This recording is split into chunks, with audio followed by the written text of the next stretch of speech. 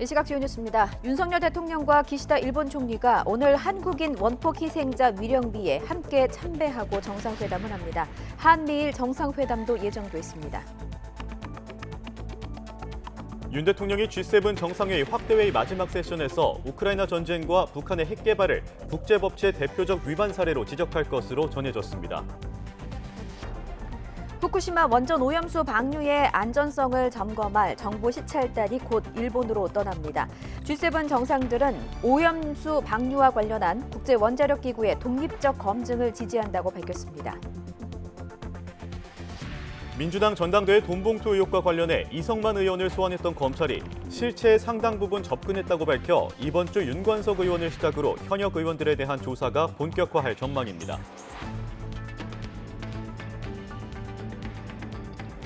지자체가 관리하는 아이 돌보미의 아동학대 논란이 또 불거졌습니다. 15개월 아이를 때리거나 밀치는 모습이 CCTV에 고스란히 담겼습니다. 잃어버린 휴대전화를 찾으러 파출소를 찾은 마약 사범이 경찰에 검거됐습니다.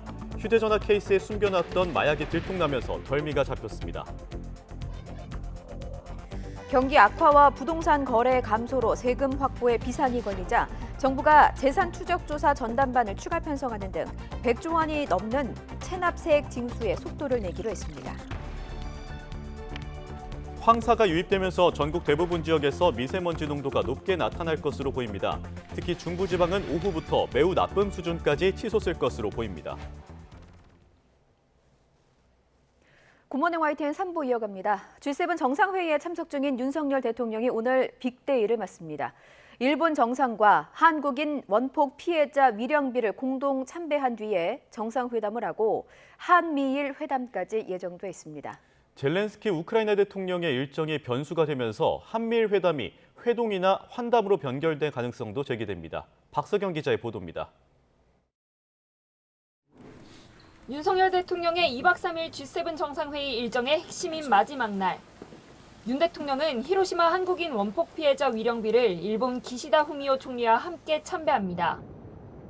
한일 정상의 공동 참배는 역대 처음으로 2주 전 정상회담 때 기시다 총리의 제안을 윤 대통령이 흔쾌히 받아들이며 성사됐습니다. 기시다 총리와 한국인 원폭 희생자 위령비에 공동 참배할 예정입니다. 한국 대통령의 위령비 참배가 너무 늦었다고 생각이 됩니다. 한일 정상은 이어서 다시 한번 정상회담을 개최합니다. 윤 대통령 취임 후 5번째로 12년 만에 셔틀 외교를 더 공고히 하는 차원입니다. 이와 더불어 한미일 삼각공조를 확인하는 정상회담도 6개월 만에 열립니다. 그동안 둘씩 접촉해오던 한국, 미국, 일본 정상들이 오랜만에 한자리에 모이는 건데 스페인 마드리드와 캄보디아 프놈펜에 이어 3번째입니다. 핵심 의제는 안보로 북한 핵미사일 위협 대응 등을 논의할 거로 예상됐지만 회담 형식이 바뀔 가능성도 제기됩니다. 젤렌스키 우크라이나 대통령의 G7 전격 방문으로 일정의 변수가 늘면서 회동이나 짧은 환담으로 진행될 수도 있습니다. 한일 관계 훈풍이 분 이후 다시 한자리에 모이게 된 한미일 정상.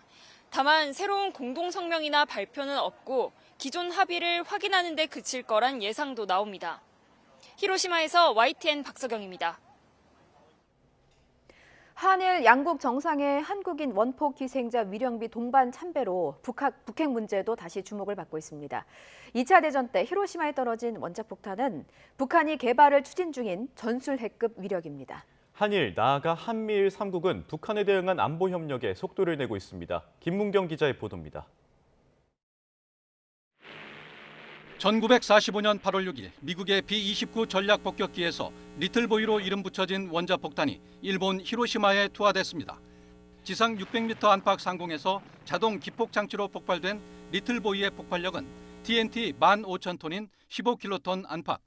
단 한 발로 14만 명 안팎의 주민들이 숨졌는데 강제 노동에 시달리던 한국인 3만여 명도 포함됐습니다.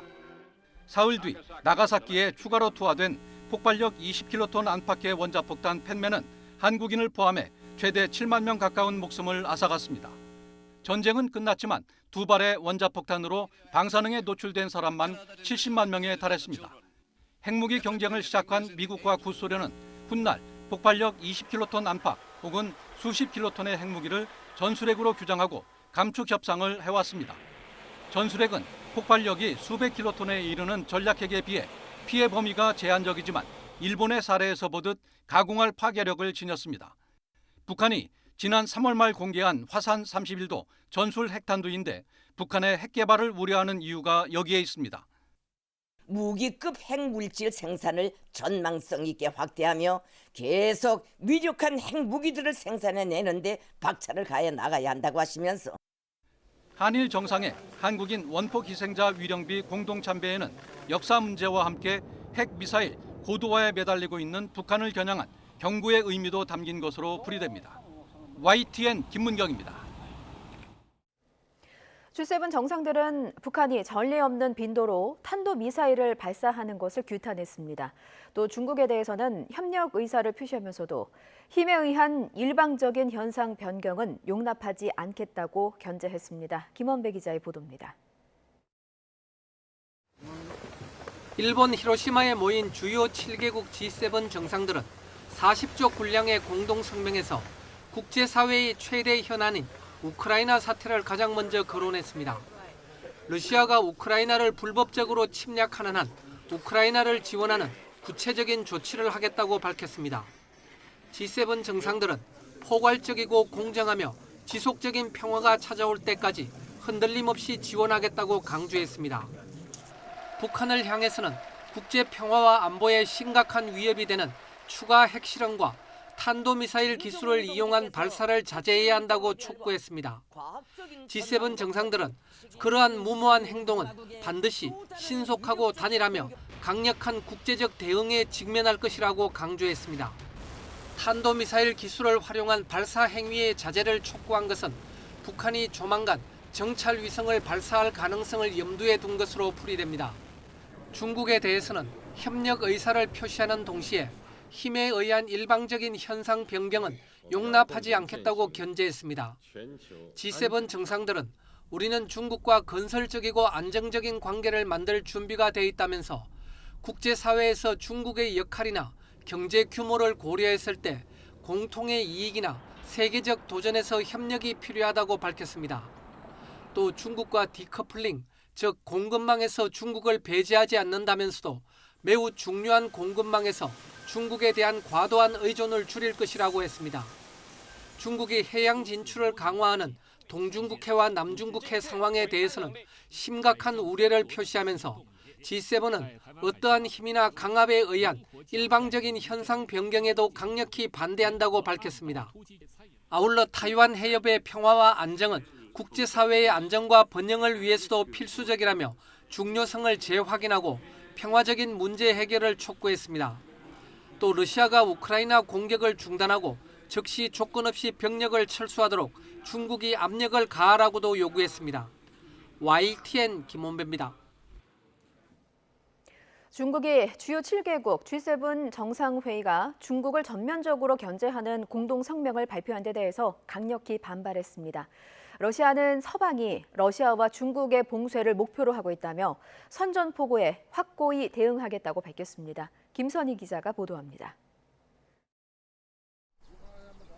G7 정상들이 중국을 견제하는 내용의 공동성명을 채택하자 중국이 강력한 불만을 제기했습니다. 중국 외교부 대변인은 기자와 문답 형식의 논평을 통해 G7은 중국의 엄중한 우려에도 불구하고 중국의 내정을 난폭하게 간섭했다고 반발했습니다. 특히 타이완 문제는 중국 자신의 일이라며 타이완 독립 세력에 대한 묵인과 지지는 평화와 안정에 충격을 줄 뿐이라고 경고했습니다. 중국이 예민해하는 신장, 티베트 등 인권 상황을 문제 삼은 것도 중국에 관여하지 말고 자신부터 반성하라고 꼬집었습니다. 그러면서 공급망에서 특정국을 배제하는 등 경제 무역을 무기화하는 미국이야말로 진정한 협박자라고 맞불을 놨습니다. 러시아는 G7이 우크라이나를 지지하고 중국의 현상 변경 시도를 경고한 것에 대해 러시아와 중국에 대한 이중 봉쇄라고 반발했습니다.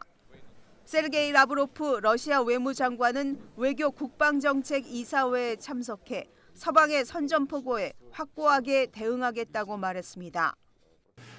Посмотрите на те решения, которые сегодня обсуждаются и принимаются в Хиросиме на саммите «семерки», и которые нацелены на двойное сдерживание России и Китайской Народной Республики. 미국 등 서방이 F-16 전투기 지원을 추진하는 것과 관련해서도 막대한 위험을 자초하는 일이라고 비난했습니다. 중국과 러시아는 앞으로도 G7의 압박에 호락호락 물러서지 않겠다는 의지를 보여줄 전망입니다. 중국은 당장 중앙아시아 5개국과 정상회담으로 우방국을 다지고 러시아 총리도 만나 경제협력 등 연대를 강화할 계획입니다. 또 네덜란드 외교장관의 방중을 활용해 첨단 반도체 공급망에서 중국을 배제하려는 미국을 저지하는 데도 총력전을 펼칠 것으로 보입니다. YTN 김선입니다. 볼로디미르 젤렌스키 우크라이나 대통령이 주요 7개국 G7 정상회의에 참석하기 위해서 일본 히로시마에 도착했습니다. 젤렌스키 대통령은 도착하자마자 이탈리아 총리, 영국 총리와 각각 정상회담을 여는 등 숨가쁜 일정을 소화하고 있습니다. 독해에서 김세호 특파원의 보도입니다. 볼로디미르 젤렌스키 우크라이나 대통령이 프랑스 정부 전용기를 타고 주요 7개국 G7 정상회의가 열리고 있는 일본 히로시마에 도착했습니다.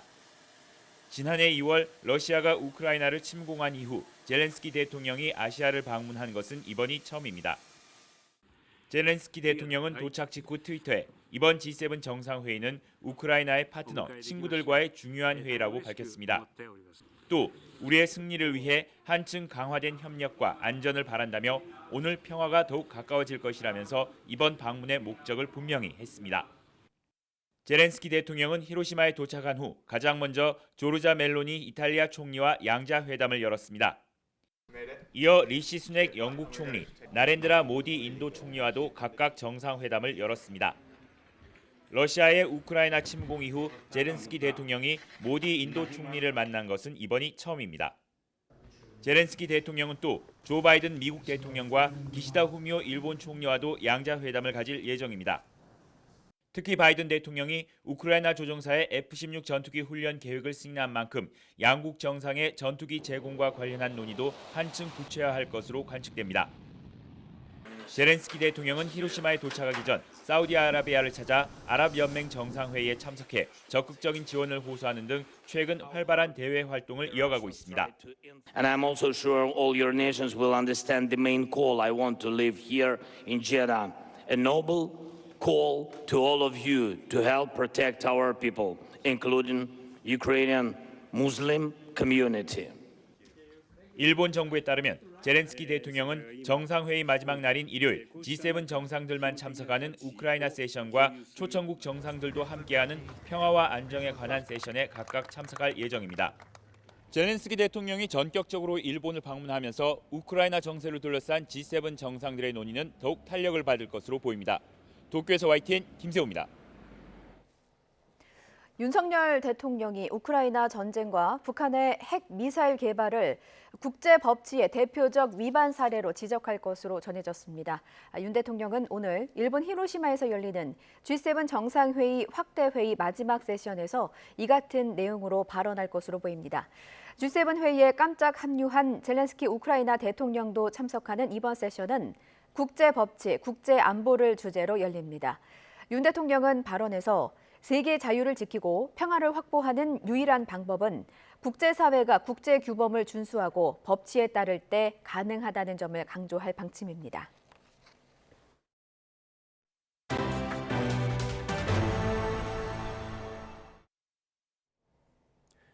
일본 후쿠시마 원전 오염수 해양 방류의 안전성을 점검할 우리 정부 시찰단이 오늘 일본으로 출국합니다. 유국희 원자력안전위원회 위원장이 단장을 맡고 한국원자력안전기술원 소속 방사능 전문가 등 21명으로 구성된 현장 시찰단은 오늘 일본으로 이동해 5박 6일의 일정을 시작합니다. 시찰단은 후쿠시마 제1원전 오염수가 정화되고 바다로 방류되는 과정 전반을 들여다볼 예정인데 특히 알프스로 불리는 방사성 물질 정화 설비를 집중 점검할 계획입니다. 후쿠시마 원전 오염수 처리 과정을 점검하는 우리 정부 시찰단의 방일을 앞두고 여야는 조사 실효성 등을 두고 공방을 벌였습니다. 국민의힘은 과학적 검증이 이뤄질 것으로 본다며 반일 선동을 멈추라고 촉구했지만 민주당은 오염수 구경만 하고 올 우려가 크다고 비판했습니다. 정현우 기자의 보도입니다. 국민의힘은 후쿠시마 원전 오염수 시찰단은 과학적 근거에 맞는 조사를 하게 될 것이라고 강조했습니다. 우리 측이 요구한 많은 부분이 받아들여진 만큼 국제원자력기구와 비슷한 정도의 검증이 가능할 것이란 겁니다. 과거 IAEA에서 검증했던 내용들 거의 비슷한 상태의 검증이 이루어질 거라고 보고요. 검증 과정이 조금이라도 문제가 있다면 IAEA에 조금 더 적극적이고 강하게 대한민국 정부가 문제를 제기할 수 있는. 그러면서 오염수 방류 규탄 집회에 나선 민주당을 겨냥해 김남국 의원, 코인게이트 국면 등을 전환하기 위해 반일 선동에 나섰다고 꼬집었습니다. 또한 민주당 관계자조차 코인 논란, 돈봉투 검찰 수사 등 당내 위기가 커질 때마다 집회에 동원되는 느낌을 지울 수 없다. 하지만 민주당은 정부 시찰단이 오염수 구경만 하고 돌아올 우려가 크다고 맞섰습니다.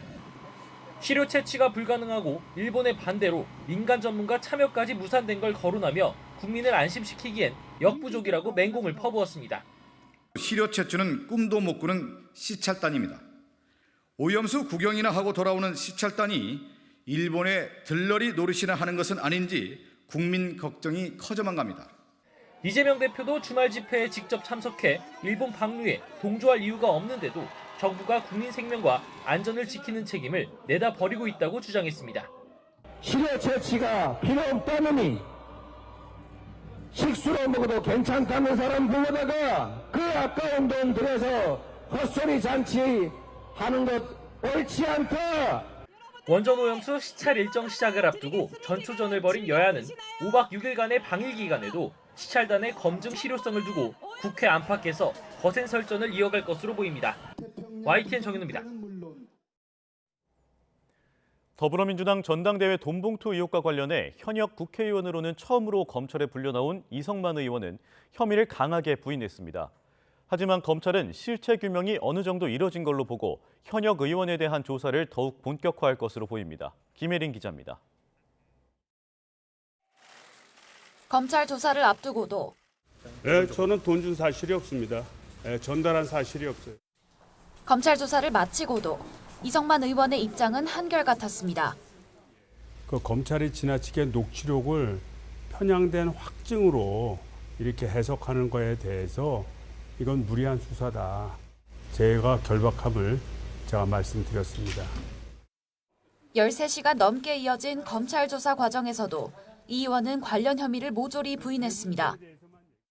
앞선 압수수색 영장에 담긴 이 의원 혐의는 재작년 민주당 전당대회를 앞두고 지역 본부장들에게 전달할 1,000만 원을 마련하고 이 중에 900만 원을 뿌리는 데 관여했던 건데 이 의원은 이정근 전 민주당 사무부총장이 캠프 운영자금 명목으로 돈을 요구했지만 거절했다고 진술한 것으로 알려졌습니다. 언론에 공개된 이 전 부총장의 녹음 파일 자체가 왜곡된 편집이란 겁니다. 다만 검찰은 혐의를 입증한 증거는 이들의 녹음 파일이 다가 아니란 입장입니다. 이 의원 조사를 마친 검찰은 국회의원들에게 돈봉투를 직접 건넨 것으로 지목된 윤관석 의원을 시작으로 이번 주 현역 의원들에 대한 조사에 더욱 속도를 낼 것으로 보입니다.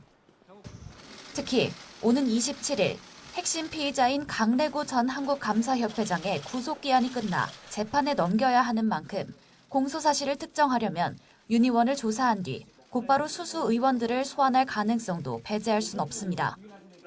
처음으로 불려나온 현역 의원부터 돈봉투 의혹을 완강히 부인했지만 검찰 관계자는 민주당 전당대회에서 9,400만 원이 살포된 사안의 실체에 상당 부분 접근했다며 수사에 자신감을 내비쳤습니다.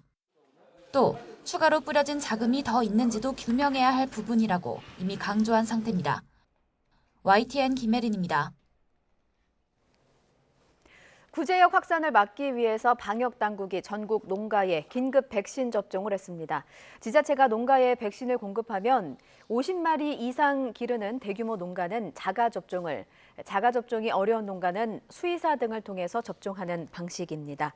농림축산식품부는 긴급 접종 확인반을 시군별로 구성해서 접종 여부를 확인하고 항체가 생겼는지 모니터링도 강화할 방침입니다. 부처님 오신 날을 앞두고 문화 행사가 이어지면서 오늘도 서울 도심 주요 도로에서 교통 통제가 이뤄집니다. 오늘 서울 종로구 조계사 앞에서는 불교를 포함한 각종 전통 문화를 체험할 수 있는 전통문화 한마당 행사가 열립니다. 이에 따라 조계사 앞 6차선 도로인 우정국로가 오전 9시부터 자정까지 전면 통제됩니다. 경찰은 종로를 지나는 버스 노선을 우회 운행하도록 하고 구간 내 시내버스 정류장도 폐쇄할 예정입니다. 지자체가 관리하는 아이 돌보미의 아동학대 논란이 또 불거졌습니다. 15개월 된 아이를 휴자손으로 때리거나 밀어서 넘어뜨리는 모습이 CCTV에 고스란히 담겼는데요. 신고를 접수한 경찰이 수사에 착수했습니다. 강민경 기자가 단독 취재했습니다. 누운 아이가 발버둥을 칩니다. 그러자 옆에 있던 돌보미가 갑자기 효자손을 들고 아이를 2차례 내려칩니다. 가만히 있어, 가만히 있어. 내 맡기죠. 가만히 있어, 가만히 있어. 기저귀를 갈아줄 땐 다리로 아이를 눌러버리더니 아이가 기어나오자 거칠게 밀칩니다. 아이 머리가 장난감에 세게 부딪혔지만 도우미는 아랑곳하지 않습니다.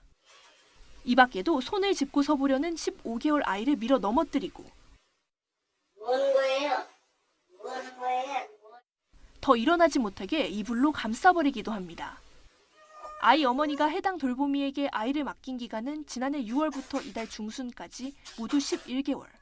맞벌이 자영업자로 아이를 키울 여력이 안 돼 정부 아이 돌보미 서비스를 이용했던 건데 아이의 팔이 다친 경위를 확인하려고 CCTV 영상을 봤다가 충격에 빠졌습니다.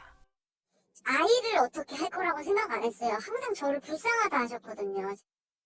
이 돌보미는 강화군청의 위탁업체 소속으로 아이 돌봄 자격증을 딴 뒤 수년 동안 해당 업체에서 정부가 보증한 아이 돌보미로 일해왔습니다. 해당 돌보미는 양육 기술이 미흡했을 뿐 아이를 다치게 할 목적이 아니었다고 해명한 것으로 알려졌습니다. 강화군청은 지난 17일 해당 돌보미를 업무에서 배제했다며 다른 피해자가 없는지 조사할 예정이라고 설명했습니다. 아동학대 신고를 접수받은 인천경찰청도 조만간 해당 도우미를 불러 정확한 학대 기간과 횟수 등을 따져볼 방침입니다. YTN 강민경입니다.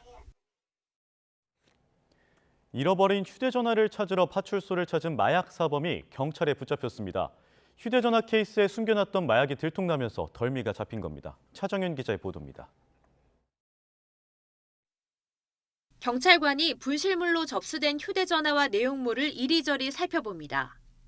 휴대전화 케이스 안에서 비닐봉투에 담긴 정체 모를 하얀 가루가 발견된 겁니다. 마약 확인 요청을 하고 강력팀을 기다리는 사이 파출소에 도착한 휴대전화 주인 A씨. 다짜고짜 휴대전화를 찾자 경찰관들은 본인 확인과 서류 작성 등을 요구하며 시간을 끌기 시작합니다. A씨는 몸이 좋지 않아 집에 가서 빨리 약을 먹어야 한다며 보챘고 경찰관은 집까지 데려다 주겠다며 A씨를 경찰차에 태웁니다. A씨를 태운 차량이 떠난 지 얼마 안 돼 파출소에 도착한 강력팀의 확인 결과 흰색 가루의 정체는 역시 마약이었습니다. 곧바로 강력팀은 A씨의 집을 수색했고 쌀 포대 안에서 마약 투약에 사용하는 주사기를 발견했습니다. 경찰 조사 결과 A씨는 마약 전과자로 오랜 시간 마약을 끊지 못해 또다시 마약에 손을 댄 것으로 조사됐습니다. 경찰은 마약류 관리에 관한 법률 위반 혐의로 A씨를 구속했습니다. YTN 차정훈입니다. 세금 확보에 비상이 걸리자 정부는 재산 추적 조사 전담반을 추가 편성하는 등 100조 원이 넘는 체납세액 징수에 속도를 내기로 했습니다. 하지만 80%가 넘는 체납액은 사실상 징수가 어려운 정리보류 체납이어서 큰 효과를 낼지는 미지수입니다. 보도에 오인석 기자입니다. 경기 악화와 부동산 거래 감소로 소득세가 줄고 법인세도 감소하면서 지난 3월까지 거친 국세 수입은 지난해보다 24조 원이 줄었습니다. 세금 부진으로 나라 살림 적자 규모도 석 달 만에 54조 원에 달했습니다. 4월과 5월에도 법인세 부족 상황이 이어질 것으로 보여 올해 세수 펑크는 기정사실화하는 분위기입니다. 세수 부족 상태가 단기간 내에 해소될 것 같지는 않다. 그래서 금년에 세수 부족 상황은 예견된다. 세수 비상의 추경호 경제부총리는 국세청장, 관세청장과 함께 고액 상습 체납자 관리를 한층 강화하기로 했습니다. 추 부총리는 변칙적 조세 회피와 첨단 재산 은닉 수법에 적극 대응해 대다수 국민의 성실 납세가 손해받는 느낌을 받아서는 결코 안 된다고 강조했습니다. 국세청 세금 체납액은 재작년 98조 원에서 지난해에는 100조 원을 훌쩍 넘었습니다. 관세청 체납액도 2년 만에 8천억이 불었습니다. 국세청은 지방국세청 체납 추적팀에 더해 일선 세무서에 19개 재산 추적조사 전담반을 추가 편성했습니다. 고액 상습 체납자에 대한 기획 분석과 빅데이터를 활용한 현장 징수가 한층 강화됩니다. 관세청도 기존에 연 2회 운영해온 체납액 일제 정리를 다음 달부터 연말까지 상시 운영합니다. 하지만 징수 강화만으로는 큰 성과를 거두기가 쉽지 않다는 지적도 나옵니다. 국세청의 체납액 중 80%가 넘는 87조 원은 체납자의 행방이 묘연하거나 자산이 충분치 않아 사실상 징수가 어려운 정리보류 체납세이기 때문입니다. 정리보류 체납에 대해서도 재산 소득 변동 상황에 대한 정기적인 점검을 통해서 은닉 재산이 포착되면 압류매각, 추적조사 실시 등 징수활동을 강화하고 있습니다. 지난해 국세청은 전체 체납액 중 11조 4천억 원을 징수했습니다. YTN 오인성입니다. 아파트 매매 가격은 하락세를 이어가는 반면에 분양가는 원자재 값 상승과 규제 완화 등으로 상승세를 보이고 있습니다. 분양시장은 입지와 분양가, 향후 발전 가능성 등에 따라 양극화가 심화하는 양상입니다. 이동우 기자가 취재했습니다. 서울 은평구 6호선 사절역 근처에 400여 가구 규모로 들어설 예정인 아파트. 121가구 모집에 9,550명이 몰려 평균 78.9대 1의 청약 경쟁률을 기록하며 흥행에 성공했습니다. 일부 평형 경쟁률은 494대 1까지 올랐습니다. 3.3제곱미터당 분양가가 2,610만 원이어서 전용 면적 84제곱미터는 7, 8억 원대로 비교적 저렴하게 책정됐습니다. 우선 분양가가 저렴하고 역세권 입지에 인근 초등고등학교가 위치하고 있어 인기를 끈 것으로 보입니다. 3,500여 가구 가운데 800여 가구를 분양하는 광명시 아파트. 3.3제곱미터당 분양가는 2,700만 원으로 비싼 편이지만 분양에 성공했습니다. 이번에 부동산 규제도 풀려서 1주택자들도 청약 기회가 생겨서 30% 안으로만 들면은 당첨의 기회가 생기니까 지원하게 되었습니다.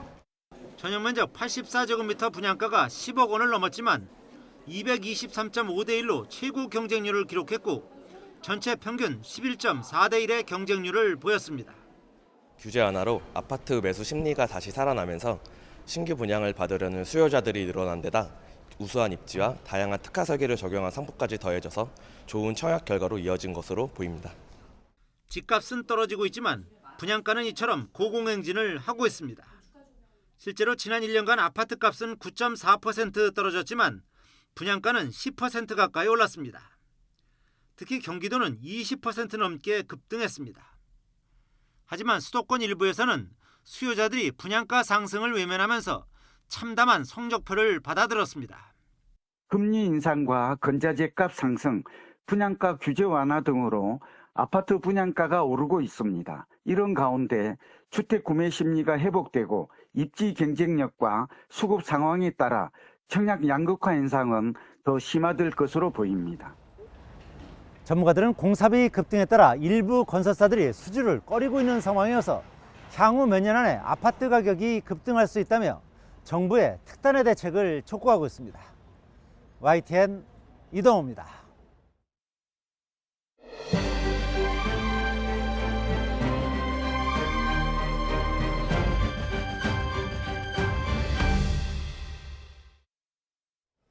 주요 7개국 G7 정상회의 마지막 날인 오늘 한일 정상은 잠시 뒤에 원폭 피해자 위령비를 공동 참배하고 양자 정상회담을 합니다. 네, 조진구 경남대 극동문제연구소 일본센터장 그리고 대통령실 출입하는 조은지 기자와 함께 이 의미와 전망 짚어보겠습니다. 어서 오세요. 네, 어서 오세요. 안녕하십니까. 네, 아침 일찍 나와주셔서 감사합니다.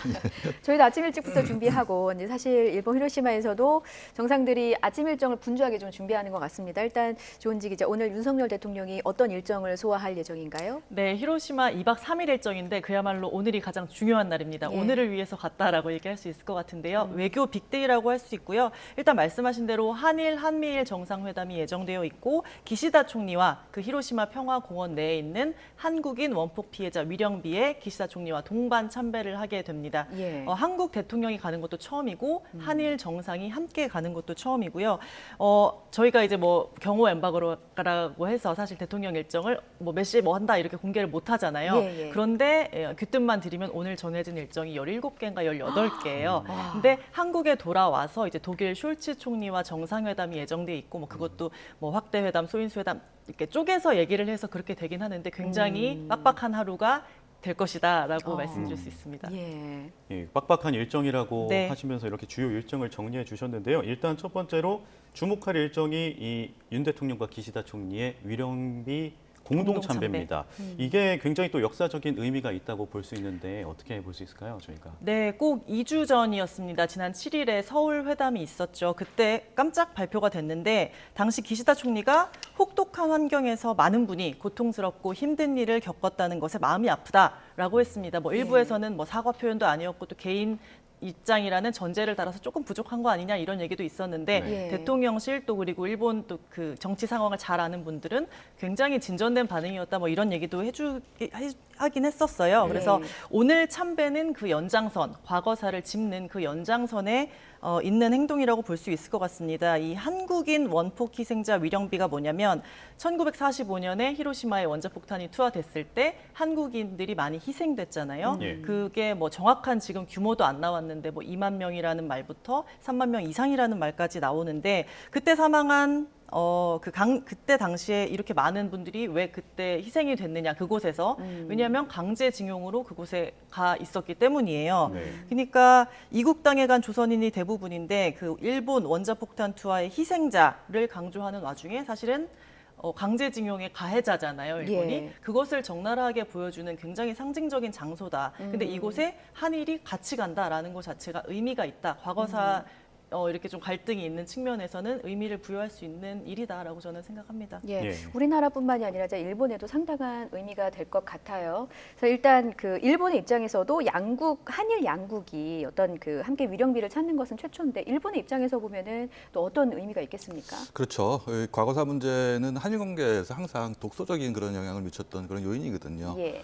말씀하신 것처럼 지난 서울에서 있었던 회담에서 전격적으로 이제 공동 참배가 발표가 됐어요. 1945년 8월 6일 날 그 세계에서 최초로 원폭이 히로시마에 투하되면서 사실상 일본인들 이외에 가장 많은 희생자를 발생한 게 한국인들이거든요. 그런데 정확하게 얼마나 죽었는지 그 사람들이 어떤 사람인지조차도 잘 알려져 있지 않아요. 그래서 대체적으로 보면은 우리 한국인들이 히로시마에서 5만 명 정도가 피폭이 됐었고 3만 명 정도 사망하지 않았나 이렇게 추정을 하고 있을 뿐이에요. 그리고 나가사키에서도 한 3만 명 정도가 피폭이 돼서 한 1만 명 정도가 사망한 것이 아니냐 이렇게 추정을 하고 있을 뿐인데 왜 히로시마가 중요하냐 하면은 일본인들은 그 무라야마 다마를 비롯해서 과거 역사 문제를 얘기할 때 아시아 국가들에 대해서 식민지와 전쟁으로 많은 손해와 피해를 줬다고 얘기를 했거든요. 그럼에도 불구하고 가해자인데 피해자적인 그런 그 생각을 하게 되는 요인이 두 가지예요. 세계에서 최초로 히로시마하고 나가사키의 원자폭탄이 투하돼서 많은 인명피해가 있었다는 거. 그리고 도쿄를 비롯한 대규모의 공습이 일본한테 있었거든요. 그래서 수많은 사람들이 희생을 당했어요. 그러니까 어떻게 보면은 좀 물타기라는 그런 얘기가 나올 수 있는 부분이긴 하지만 또 그걸 좀 떠나서 본다면은 아주 역사를 새롭게 한번 다시 이 즈음에 정리할 수 있는 좋은 기회라고 생각을 해요.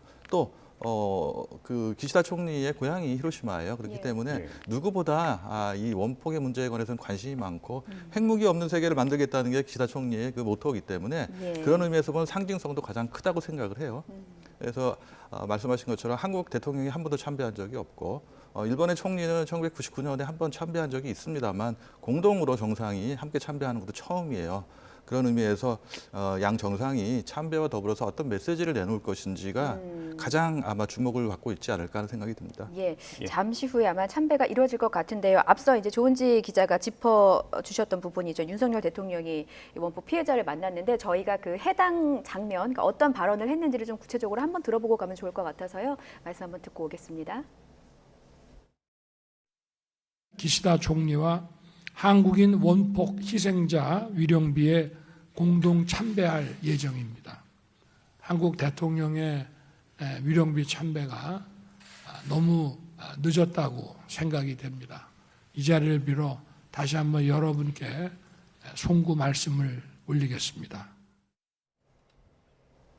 네, 한국 대통령의 위령비 참배가 너무 늦었다는 생각이 든다. 오늘 위령비 참배 현장에서도 이와 비슷한 발언이 좀 나올까요? 말씀을 하실 것 같아요. 사실상 어떻게 보면은 뭐 꼭 7년 전인데요. 일본에서 그 G7이 열렸을 때 한국 대통령이 당시에는 초청을 하지 못했어요. 초청을 받지 못했어요.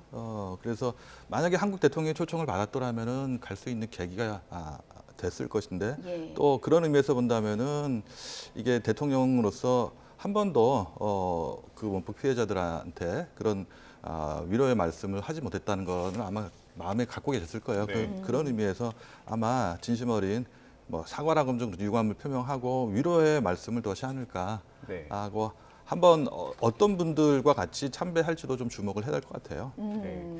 한편 윤석열 대통령이 이렇게 피해자, 원폭 피해자 우리 동포들도 만나서 사과를 하기도 했고 또 한국으로 초청을 하기도 했잖아요. 이 부분에 대해서 윤 대통령이 마음을 많이 쓰는 부분은 또 어떤 이유가 크게 있다고 보세요? 한일 관계는 아까도 말씀드렸습니다만 역사 문제를 이제 좀 극복을 하고 미래로 가기 위해서는 역사 문제를 어느 정도 정리를 해야 할 필요가 있다고 생각하는데 우리 국민들조차도 이 원폭 피해 문제에 대해서는 커다란 관심을 갖지 않았어요. 그리고 이 원폭 피해 문제는 한일 간의 갈등의 요인도 있지만 협력의 그런 부분도 있긴 해요. 그 내용조차 알려져 있지 않거든요. 그 말씀드리자면 1990년에 그 한일 정상회담에서 합의에 의해서 양국 정부가 합천에 있는 한국에 와 있는 이제 원폭 피해자들을 위한 복지회관을 짓기도 했거든요. 예. 이런 내용들 그다음에 매년 이 원폭 기념이라고 하면 뭐하지만 8월 6일이나 8월 9일이 되면은 일본의 언론에서는 이 합천에 와가지고 그 조명하는 그런 기사를 계속 냈었거든요. 근데 우리 언론은 별로 관심을 갖지 않았어요. 네. 그런 의미에서 본다면 국민들한테도 관심을 좀 촉구하고 국가로서 책임을 다하지 못한 그 국민들에 대해서 위로와 송구하다는 말씀을 다시 한번 전하는 게 뭐 우리의 지금의 국제적인 위상, 한국의 뭐 국력 이런 거를 생각해 보면은 국민들한테 커다란 힘이 될 거고 특히 피해자나 유족들한테는 커다란 힘이 되지 않을까 하는 생각이 듭니다. 예. 네, 저 동반 참배도 중요한데 그 원폭 피해자들을 만난다라는 것을 순방 가기 전날 오전에 대통령실이 브리핑을 통해서 굉장히 힘을 줘서 발표한 내용이었거든요. 예. 윤 대통령이 말씀한 것도 보셨지만 그것보다 이제 조금 더 저는 관심을 가졌던 게 한 말 중에 원폭 피해는 자이든 타이든 식민지 시절에 타향살이로 입은 피해라서 그 고통이 극심할 것이다라는 말을 했어요. 그러면서 건강과 생명 또 삶의 터전을 잃은 이중고다 이런 말을 했는데 이게 애둘러서 당시에 우리 식민지 시절을 좀 이렇게 한번 짚어준 부분이라서 의미가 있고 그래서 대통령실이 이거에 대해서 의미를 부여한 것이 과거 히로시마 원폭으로 희생된 한국인들을 위로하고 또 한일 양국이 평화와 번영의 미래를 함께 준비해서 함께 나가자라는 걸 다짐하는 자리다라고 이제 의미를 부여를 했거든요. 그러니까 우리가 뭐 한일 관계 개선하자, 앞으로 잘해보자 이것만 하는 게 아니라 과거사 문제 덮어둔 거 아니고 우리 계속 해결하려고 하고 있고 원폭 피해도 짚고 그곳은 누구냐, 강제징용에서 많은 분들이 희생됐던 곳이다. 우리 그거 잊지 않았다라는 거를 상징적으로 말은 하지 못했지만 보여주는 의미가 있다라는 거를 한번 좀 더 강조를 하고 싶었던 것 같아요. 대통령실은. 조은재 기자, 그 2주 전에 기시다 총리가 우리나라를 찾았을 때요. 사실 이제 원폭 피해자가 강제징용과 또 연관이 돼 있지 않습니까? 이제 강제징용과 관련해서 기시다 총리가 사견을 전제로, 그러니까 개인적인 의견을 전제로 마음이 아프다. 뭐 이런 발언을 한 바 있습니다. 그래서 윤석열 대통령이 그 원폭 피해자에 대해서 이 같은 언급을 한 것은 혹시 기시다 총리에게 애둘러 어떤 메시지를 전하는 것으로도 볼 수 있을까요? 그렇죠. 저는 그게 좀 크다고 보는데 이제 윤 대통령 스타일, 그러니까 저도 어찌됐건 1년 출입하면서 계속 보면 이게 뭐 주고받고 야 이번에 갔으니까 이걸 줘 이런 스타일의 외교를 하지 않는, 그러니까 그게 당장 우리 국민들이 봤을 때는 뭐 당장 뭘 얻어낼 거야, 왜 우리는 왜 이렇게 아무 말도 못하고 제3자 변제 뭐 이거는 우리가 너무 손해 같아 이런 식으로 접근을 하지만 윤 대통령 스타일은 그게 아니다라는 게 이제 대통령실의 기류고 우리는 이렇게 했고 결국에 화답이 올 것이다. 그리고 이 기시다 총리가 방금 말씀하신 뭐 혹독한 환경, 그 개인적인 사견을 전제로 말은 했지만 그것도 굉장히 대통령실에서는 의외다. 이렇게 우리가 시킨 적도 없고 해달라고 한 적도 없는데 이렇게 했단 말이야? 라는 것에 의미를 부여하는 분위기였거든요. 아직은 국민과의 좀 온도차가 있기는 하지만 그러니까 스텝 바이 스텝으로 이번에도 에둘러 원폭 피해자들 우리 동포들 만나고 과거사 한번 짚어주고 같이 또 참배하고 하면서 조금 좀 끌어내는 성의 있는 호응을 더 추가적으로 끌어내는 그런 의미가 있지 않나. 그런 뭐 전략까지는 아니어도. 이걸 저희는 전략이라고 일단 염두를 하고 또 질문을 이어서 드리자면, 자, 그렇다면 윤석열 대통령이 애둘러서 그런 메시지를 전했다면 또 기시다 총리 입장에서 한일 관계를 더 발전시키겠다고 앞서 이제 발표한 바 있으니까요. 그런 부분과 관련해서 어떤 식으로 또 화답을 하게 될지. 그렇죠. 아마 그 역사 화해라는 거는 일본이 과거의 문제에 관해서 사죄와 반성을 하는 것에 그쳐서는 안 되거든요. 그리고 우리의 입장에서 본다면 그 일본의 진지한 사죄와 반성 어떻게 평가하고 이해할 것이냐 하는 것도 중요하거든요. 그런 의미에서 김대중 오부치 선언을 높이 평가했던 것이고 우리 윤 대통령도 지속적으로 강조해 왔거든요. 일본 정부도 김대중 오부치 선언을 포함하여라는 그런 말을 강조하고 있잖아요. 그래서 아마 그 화해와 역사 화해와 미래지향적인 한일 관계에 말하자면 출발점이 될 수 있는 그런 것을 히로시마에서 한번 하자 하는 양측 정상의 의지가 좀 담겨 있지 않을까 하는 생각이 듭니다. 혹시 한국에서 했었던 뭐 가슴이 아프다라는 발언에서 좀 더 진전된 수준의 발언이 또 나올 수는 있을까요? 저는 가능하다고 생각을 해요. 이 원폭 피해 문제에 관해서는 가장 일본 정치가들 중에서 가장 잘 알고 있고 진심 어린 그런 여러 발언을 했던 것이 이제 기시다 총리예요. 그리고 2007년 전이죠. 2016년에 오바마 대통령이 히로시마에 갔을 때도 가장 결정적인 역할을 했던 게 당시 외상이었던 기시다였거든요. 그런 의미에서 아마 여기서 좀 이 문제를 좀 정리해 갈 필요가 있다라고 생각을 할 것이고 우리 국민들이 한국의 국민들의 이해를 얻기 위해서 무엇을 해야 할지도 잘 알고 있다고 생각을 해요. 그래서 아마 조금 더 서울보다는 진전된 발언을 할 수가 있을 것이고 그 아까 나왔습니다만 총리에게 사견이라는 건 있지 않아요. 개인적인 의견이라는 거는 조금 국내의 반발을 의식하는 것이지 공적인 자리에서 그런 발언을 할 것이냐 하는 얘기를 안 하거든요. 지금 화면 보시면 이 시각 현재 히로시마 평화공원의 모습을 저희가 생중계로 보여드리고 있습니다. 지금 많은 인원이 보이고요. 관계자가 나온 것 같은데 현장 화면을 좀 더 보겠습니다. 기시다 총리가 왔습니다. 기시다 총리의 모습이 보이는군요.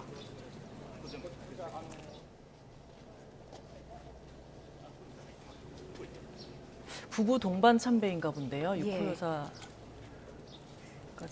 앞서 이제 센터장님께서 그 함께하는 인원도 사실 의미가 있다, 중요하다, 이제 눈여겨볼 만하다 이런 말씀을 해주셨는데 설명을 좀 해주시죠. 일본 관계자는 보니까 그 국방보조국장도 있었던 것 같고요. 관방 그 부장관 두 분도 있었던 것 같아요. 제가 말씀드렸던 것은 이제 한국에서 간 분들도 있을 것 같아요. 희생자들 가운데. 그래서 이분들을 함께 갈 것이냐 아니면 히로시마에 거주하고 있는 그 피해자들을 한번 같이 모시고 또 갈 것이냐 하는 것도 좀 중요하지 않을까 하는데 양국 정상도 이제 그 육고 부인도 지금 같이 와 있는 것 같아요. 그래서 부부 동반으로 참배한다는 것도 의미가 있을 것이고 정부 관계자 이외에 이런 문제 또 그 피해자들을 위해서 그 노력해 왔던 사람들도 같이 한번 참배하는 모습을 보면 좋을 텐데 좀 더 두고 봐야 될 것 같습니다. 규모에 대해서는 아직 알려진 바가 없죠? 그 참배 규모에 대해서는? 네, 아직 공개된 적은 없습니다. 육호 여사가 나온 것도 저는 지금 몰랐고요. 그리고 먼저 나와 있는 것도 의미를 부여할 수 있을 것 같은데 사실 외교 프로토콜이라고 하면 누가 먼저 와서 맞이하냐, 누가 몇 분 기다리냐, 뭐 이런 것도 굉장히 중요하게 생각을 하던데 물론 G7 의장국이기도 하고 뭐 지역국이기도 하고 고향이기도 하고 뭐 그렇긴 하지만 먼저 나와서 기다리고 있는 모습도 저는 의미가 있지 않나요?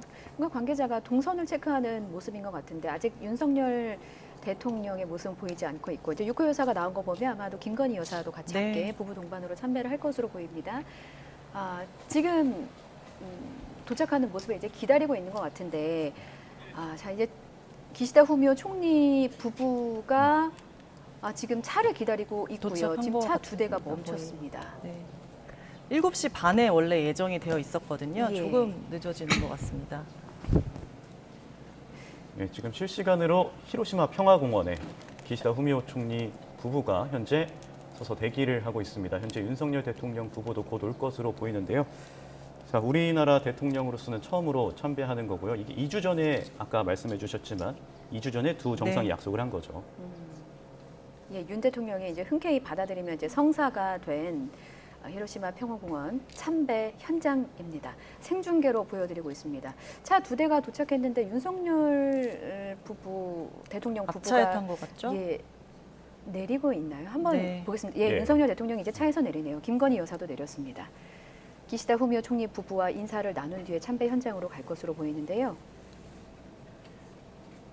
예, 아까 센터장님께서 말씀해 주셨지만 이쿠 여사가 나올 줄은 몰랐다고 말씀하셨는데 이번에도 같이 이 두 정상이 부부 동반으로 참배를 그러네요. 하는 장면입니다. 예.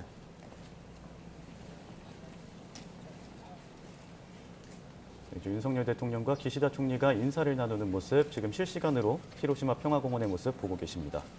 네, 악수를 하며 간단한 인사를 나누고요. 예, 기시다 총리 그리고 윤석열 대통령 앞장서서 향하고 있습니다. 총리 부부가 이제 먼저 도착해서 뒷모습을 보이면서 뭔가 이런 장면 또한 사실은 다 계산이 된 게 아닌가 싶기는 합니다. 자, 참배하는 모습 함께 보겠습니다.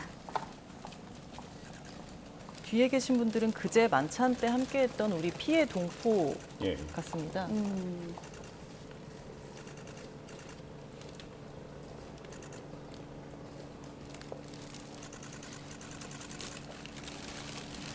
위령비의 윤석열 대통령 부부 그리고 기시다 후미오 총리 부부가 헌화하고 묵념을 하고 있습니다.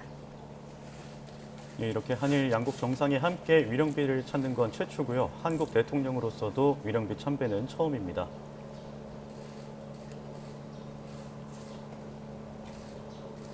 상당히 역사적인 의미가 있는 그렇습니다. 장면이네요. 센터장님 어떻게 저도 보세요? 예. 참 의미가 있다고 생각합니다. 대통령께서 찾은 건 처음이지만 행사는 매년 해왔을 것 같아요. 이게 99년도 8월, 7월 달에 이제 안으로 옮겨왔는데 그 이후 그 행사가 열렸을 때 히로시마 총영사관에서 아마 참가를 했을 거거든요. 그렇기 때문에 그렇다 하더라도 대통령이 직접 참배하는 거하고 각별한 의미가 있기 때문에 저는 아주 뭐랄까요, 역사적인 그런 의미가 있다고 생각합니다. 네. 지금 뒤에 그 의자에 앉아서 같이 참배를 진행한 인원이 있었는데 조은지 기자가 설명해 주신 대로 윤석열 대통령이 만났던 원폭 피해자분들도 함께 참배를 진행했습니다. 제가 얼핏 보니까 네. 박민주 할머니가 계신 것 같아요. 네. 예. 입장 발표가 따로 없을까요? 네, 이 자리에서는 말을 하지 않는 것 같죠? 예. 바로 이어서 한일 회담이 있기 때문에 예. 아마 이쪽 자리에서는 특별한 발언은 하지 않고 이동하는 것 같습니다. 예, 윤석열 대통령과 기시다 총리 양국 정상이 처음으로 원폭 피해자 위령비를 찾아서 헌화하고 참배했습니다. 자, 한국 대통령으로서도 위령비 참배는 처음입니다. 자, 이렇게 해서 원폭 희생자 위령비 공동 참배 일정을 마치고 곧이어서 바로 한일 정상회담이 진행이 되는데 예. 근교에서 진행이 되나 보죠? 네, 그 장소 역시 비밀에 아직은 붙여져 있고요. 근처로 갈 듯합니다.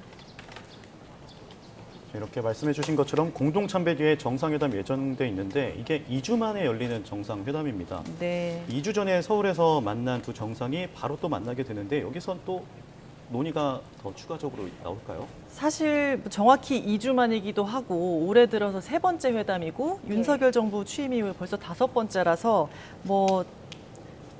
대단한 얘기가 나오기는 좀 힘들지 않을까 싶은데 오늘 이 의미를 좀 확장하지 않을까 싶습니다. 한일 양국이 평화와 번영의 미래를 함께 준비하는 다짐의 자리라고 이제 의미를 부여했으니까요. 네. 일단 오늘 사실 G7 의장국이고 많은 나라에서 왔기 때문에 기시다 총리가 정말 바쁠 거거든요. 예. 초 단위로 쪼개서 일정을 할 텐데 이 와중에 이 아침부터 참배를 했고 또 정상회담이 우리와 아마 한 30분 정도 예정되어 있는 것 같은데 예. 네.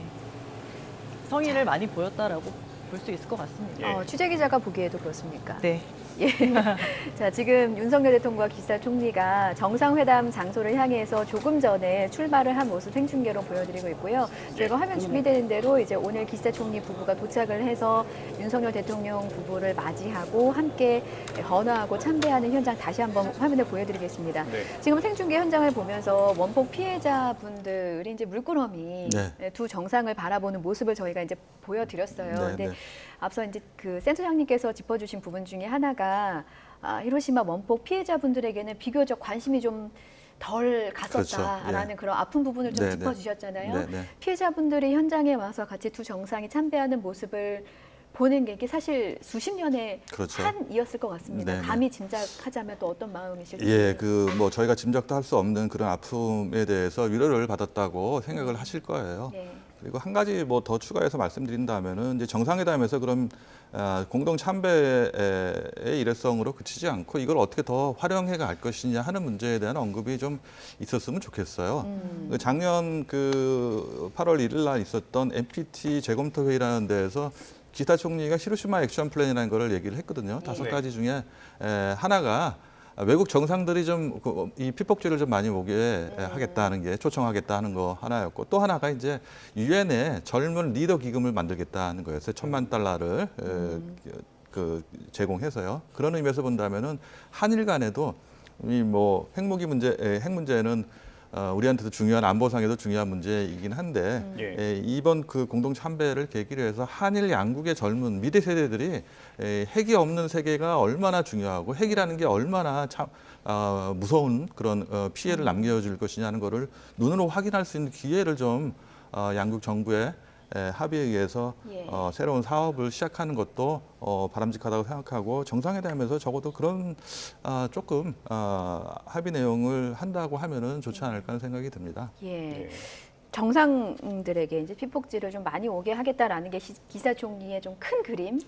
인데 바이든 미국 대통령도 G7 회담 첫날에 이 원폭 자료관을 방문한 뒤에 또 희생자 위령비를 찾아서 헌화했습니다. 바이든 대통령의 참배는 이제 미국 대통령으로서는 오바마 대통령에 이어서 두 번째 행보였습니다. 그런데 2차 대전 당시 이제 미국의 원자폭탄 투하와 관련해서는 사과하는 입장은 또 보이지 않았거든요. 기시다 총리는 지금 원폭 피해국임을 알리고 싶어 하는데. 그것도 있겠지만 더 중요한 거는 이제 그 핵이라는 게 이 평화의 히로시마가 피폭지에서 평화의 상징으로 만들기 위해서 어떻게 국제사회가 핵무기가 없는 세계를 만들 실현할 것이냐. 현실적으로 상당히 좀 모순적이고 어려운 문제이긴 한데 그런 것을 이제 메시지를 이제 그 히로시마를 통해서 발신하고 싶은 그런 거거든요. 사실상 7년 전에 그 오바마 대통령이 왔을 때는 미일 양자 간의 그 행사였지만 이번에는 G7 차원의 행사였거든요. 조금 달라요. 그런 의미에서 본다면은 성격이 좀 다르다는 것도 있고 미국 내에서는 원폭이 정당했다고 생각하지 않지만 그 사과를 할 필요가 있느냐에 대한 논란은 끊임없이 지금도 있거든요. 그래서 오바마 대통령도 당시에도 사과는 하지 않았어요. 바이든 대통령도 마찬가지라고 생각을 해요. 일각에서는 이런 일본의 행보가 정작 이 강제동원이나 위안부 문제 같은 이 본인들의 과오가 있는 그런 역사들은 가리고 덮으려는 시도가 있다라는 지적도 있습니다. 이 부분에 대해서는 어떻게 보고 계신가요? 저는 뭐 그런 게 완전히 없다고는 할 수 없지만 한일 관계의 가장 큰 문제는 불신이거든요. 일본은 사죄와 반성을 많이 했다라고 우리 대통령께서 직접 말씀하셨기 때문에 사죄와 반성을 요구하지 않겠다 하는 거거든요. 그래서 일본에서는 사죄 필요라는 게 있어요. 정권이 바뀌면 다시 사죄하라. 진심 어린 사죄라고 얘기하는데 진심 어린 사죄라는 게 무엇을 말하느냐. 이런 거에 대한 반발도 있어요. 그래서 저는 지금까지 뭐 유럽에서 독일이 전쟁을 일으켜서 막대한 피해를 입힌 것과 관련해서 어떠한 사과를 했냐 하면은 법적인 배상을 했냐 하면 그렇지 않은 측면이 있어요. 그래서 독일과 일본을 바로 비교하는 거는 좀 문제가 여러 가지 있지만 우리가 알기에는 독일은 사죄와 반성을 충분히 했는데 일본은 하지 않았다는 그런 그 이미지가 좀 굳혀져 있잖아요. 그런 데에 대한 일본의 그 불신 반감도 있거든요. 그렇기 때문에 우리가 좀 솔직하게 일본에 해온 어떤 것을 해왔나 하는 것도 볼 필요가 있고 그걸 인정해 줄 필요가 있고 비교적 그 우리 이 대통령 가운데는 김대중 대통령이 그런 거에 대한 높이 평가했기 때문에 일본에서 높이 평가를 하고 있는 거고 과거만이 아니라 그걸 전제로 해서 미래지향적인 관계를 구축해가는 것이 시대적인 소명이다 이런 말씀도 했거든요. 예. 그렇기 때문에 과거를 보지 말고 좀 미래지향적인 이 측면에서 본다면은 말 그대로 이 감정이 있지만 그 감정을 조금 억누르고 상대방의 입장에서 이건 일본도 마찬가지입니다. 한국 국민들의 입장에서 무엇을 생각하고 무엇을 기대하고 있는지 생각한다면은 조금 앞으로는 양국 관계가 다른 방향으로 갈 수 있지 않을까 하는 생각이 듭니다. 예. 자, 이제 두 정상이 한일 정상이 공동으로 최초로 참배하는 모습을 좀 보여드렸고요. 그 다음 일정이 한일 정상회담입니다. 앞서 조은재 기자가 이제 그간에 이제 올해 들어서 이제 3번의 만남이 있었고 2주 전에 불과 2주 전에 한국에서 또 한일 정상회담이 있었잖아요. 그렇지만 또 12년 만에 셔틀 복원이라는 그런 상징적인 의미도 있고 온갖 이제 일본에서 G7 정상회의가 열리는데 윤석열 대통령도 초청해서 가지는 한일 정상회담이기 때문에 또 은근히 또 기대를 해보게 됩니다. 뭔가 새로운 뭐 의제나 혹은 지금보다 조금은 더 진척될 만한 어떤 내용이 나올지 너무 궁금해요. 사실은 서울에서 2주 전에 102분 회담을 했어요. 그때 102분 회담을 하고 공동회견과 관저 만찬까지 했습니다. 진한 시간을 보냈는데요. 2주 만에 진척된 말을 더 할 게 있을까 싶기도 한데 대통령실 이제 어제 브리핑에서 뭐라 했냐면 현지 히로시마 브리핑에서 강제징용 후속 절차 또 한일 안보 신뢰 조성 문제 등에 대해서 계속 조율하고 있다. 이래 진척 상황을 공유할 필요가 있다. 이렇게 말을 했습니다. 그러니까 정해진 건 있고 이거 잘 되고 있는지 서로 한번 또 2주 만에 확인을 해본다 이런 얘기고요. 사실은 뭐 2주 만에 또 뭐 했으면 좋겠고 더 진전된 얘기들이 나오면 당연히 좋을 것 같은데 말씀드렸다시피 2주 만에 만났고 올해만 들어서 3번이나 만났고 윤석열 정부 취임 이후에 5번째 한일 회담이에요. 그래서 사실 도쿄에 우리가 3월에 갈 때만 해도 그 다음은 G7 때 다시 만나겠구나 했었거든요. 근데 그 사이에 왔잖아요. 기시다 총리가 방한을 했잖아요. 그러니까 윤석열 대통령이 2번이나 일본을 방문하는 모양새를 좀 막아준 그것도 있고 동시에 또 이제 4월에 우리 윤석열 대통령이 미국 국빈 방문을 하면서 뭐 핵 확장 억제 핵까지 포함한 그 워싱턴 선언을 하면서 일본이 조금 몸이 달았다. 그래서 달려왔다. 한미일 협력이 공고해지면서 빠르게 기시다가 호응했다. 뭐 이런 여러 가지 해석들이 있는데 어찌됐건 굉장히 빈번하게 왔다 갔다 하게 되면서 셔틀 외교가 그야말로 이제 복원이 됐고요.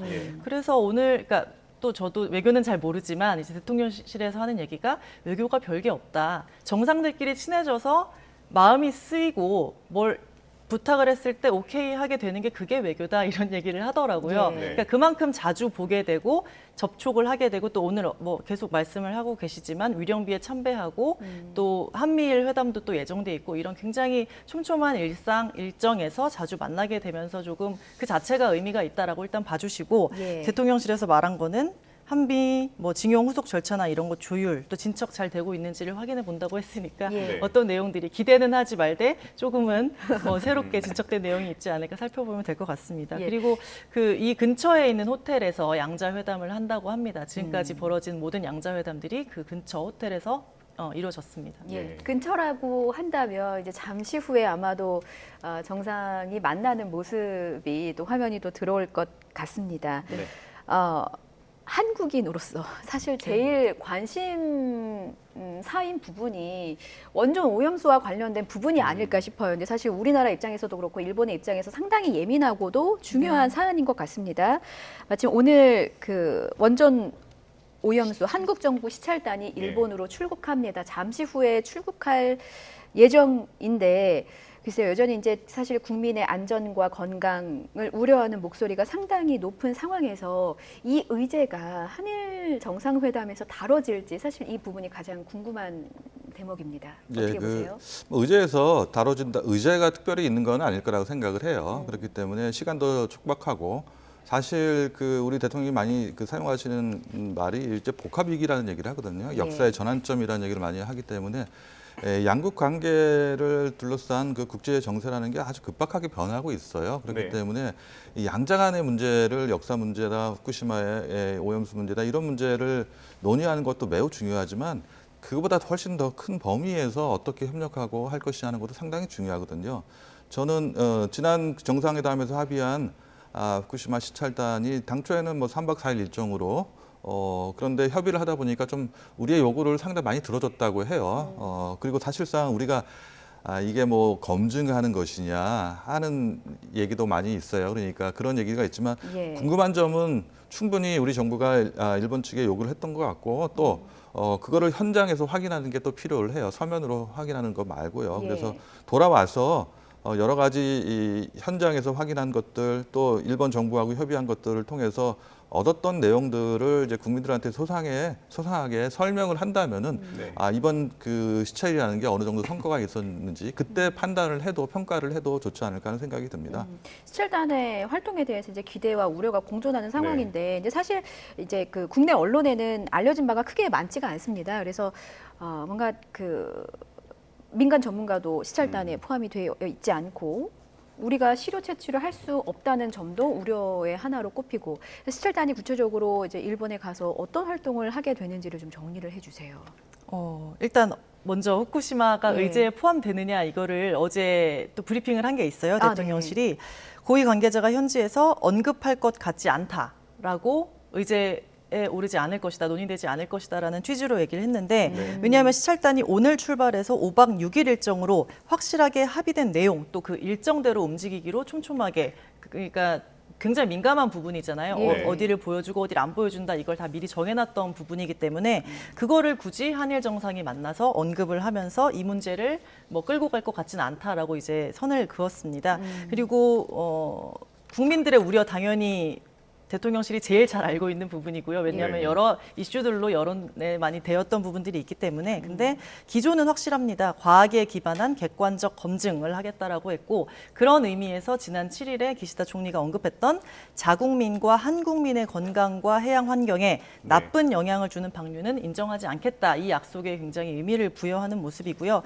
그리고 뭐 민간인 전문가가 포함되지 않았고 뭐 여러 우려들이 있지만 가서 정말 뭘 할 수 있느냐 실질적으로 이런 뭐 우려, 불신들이 있는 것도 알고 있지만 국제 원자력 기구 IAEA 검증과 별개로 우리 시찰단을 받았다라는 것 자체에 의미를 부여하는 분위기입니다. 그리고 가서 뭐 도쿄 원전도 보고 현장 관계자들과 면담 또 알프스도 직접 검증을 하는 걸로 그러니까 그 보는 걸로 알고 있습니다.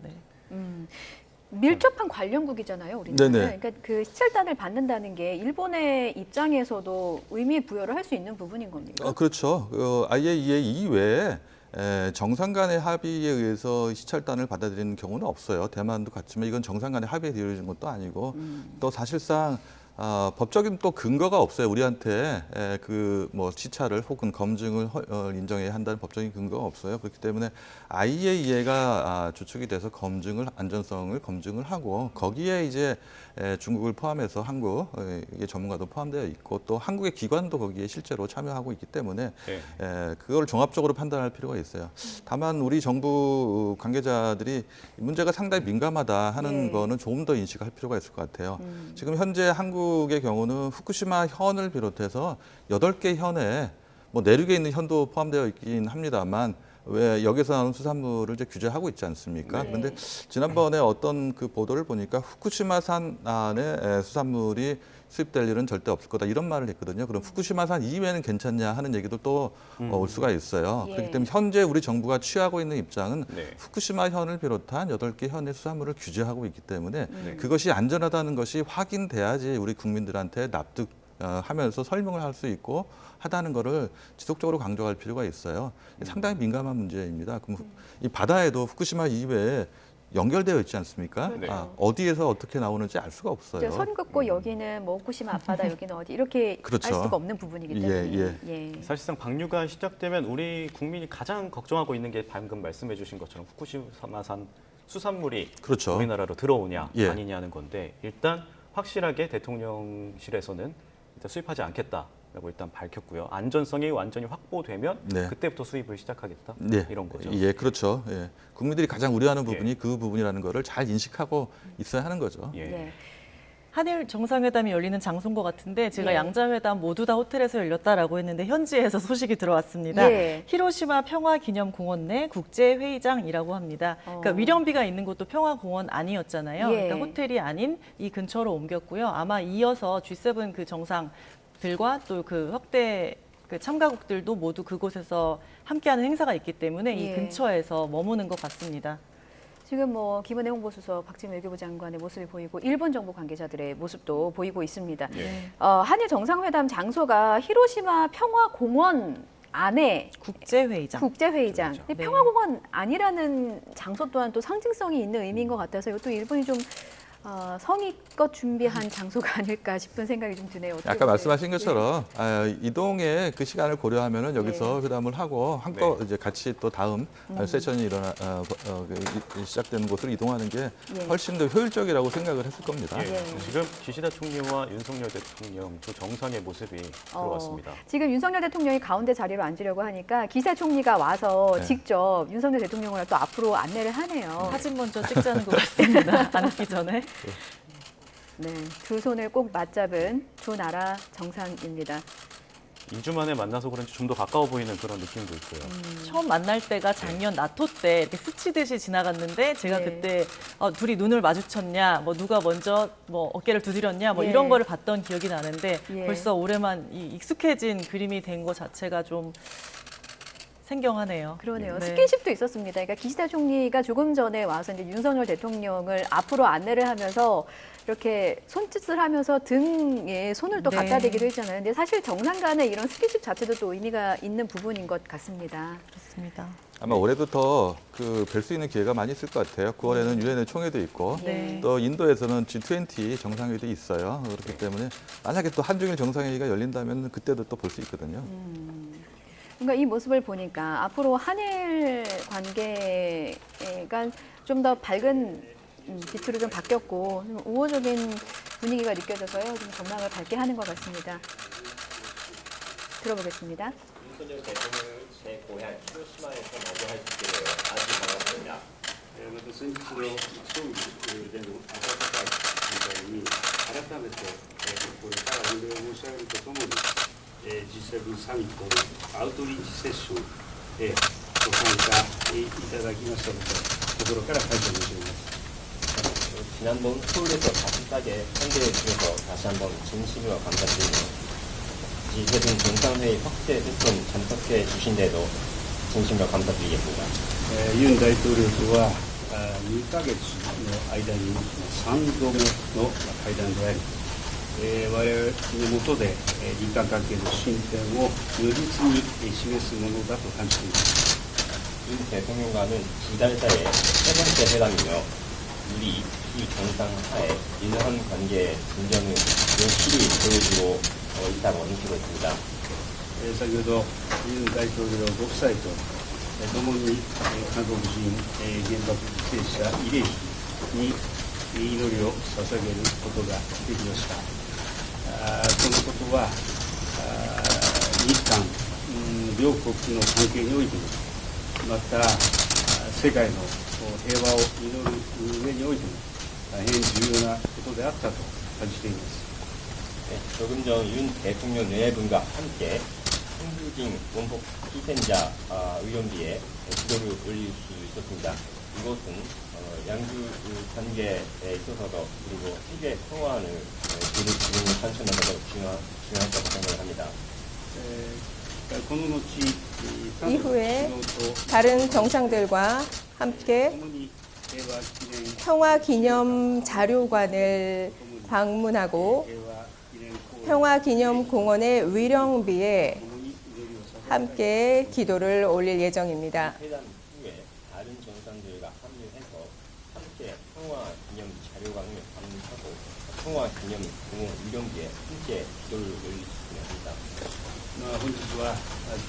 오늘 G7 정상회의 기회이기도 하고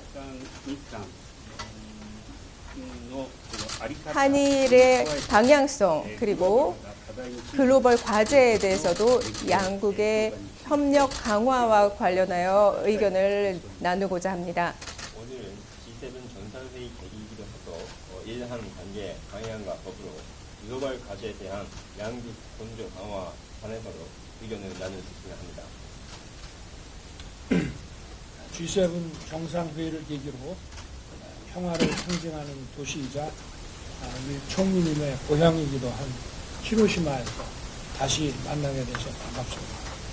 바쁘게 G7 정상회의의 전체 일정을 주재하는 가운데서도 저와 우리 대표단을 따뜻하게 맞이해 주셔서 감사합니다. G7 サミットを機に平和を象徴する都市であり、総理の地元でもある広島で再会できて嬉しく思います。G7 サミットの日程全体を主催するご対応の中でも、私や私たち代表団を温かくお迎えいただきまして感謝しております。 저와 기시다 총리는 방금 이곳 히로시마 평화기념공원에 있는 한국인 원폭 희생자 위령비에 함께 참배했습니다. 私と岸田総理は先ほどここ広島記念公園平和記念公園にある韓国人原爆犠牲者慰霊碑に共に参拝をしました。 양국 정상이 함께 참배하는 것은 최초이며 한국 대통령이 위령비를 찾아 참배드린 것도 처음입니다.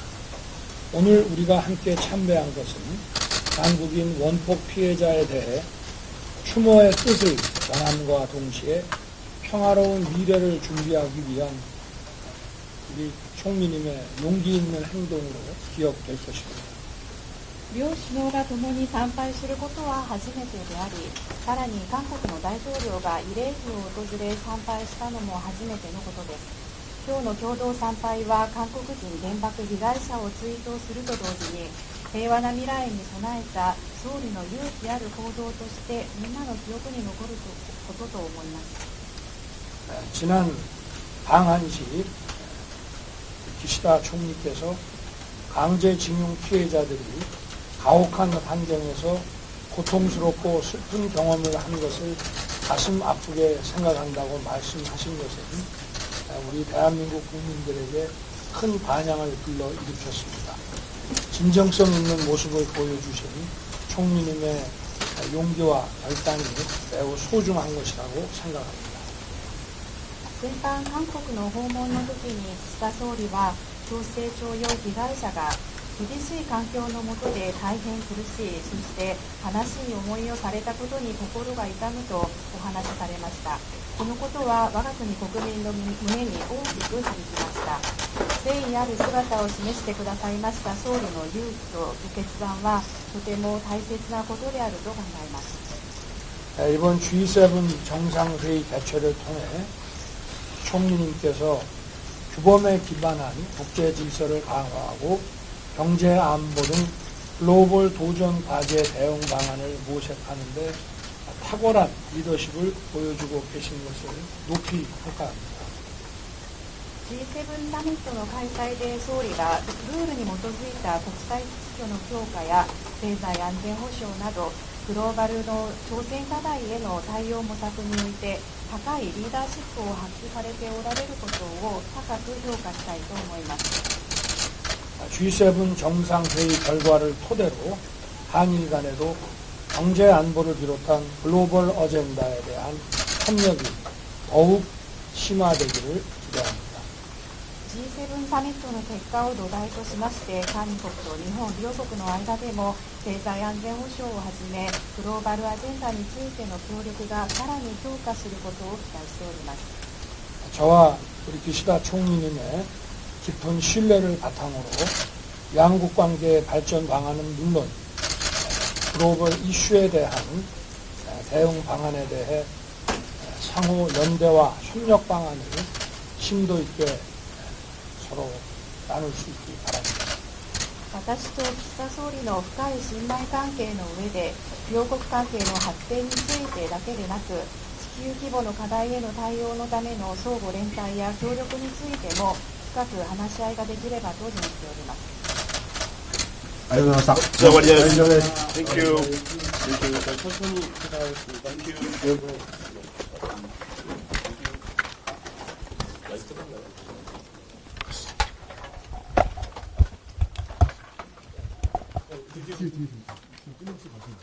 예, 지금 윤석열 대통령과 기시다 후미오 일본 총리가 이제 서로의 입장을 좀 교환하는 모습이었는데 일단 분위기는 굉장히 훈훈했습니다. 네. 자, 센터장님께서는 어떤 발언을 가장 눈여겨 보셨을까요?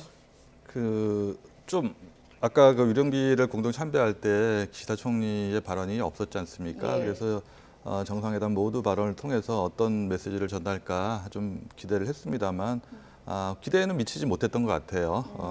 뭐 공동 참배에 관해서 정확하게 잘 듣지는 못했습니다만 한일 양국 관계만이 아니라 세계 평화를 위해서도 뭐 좋은 계기가 됐다 이런 말씀을 하셨던 것 같아요.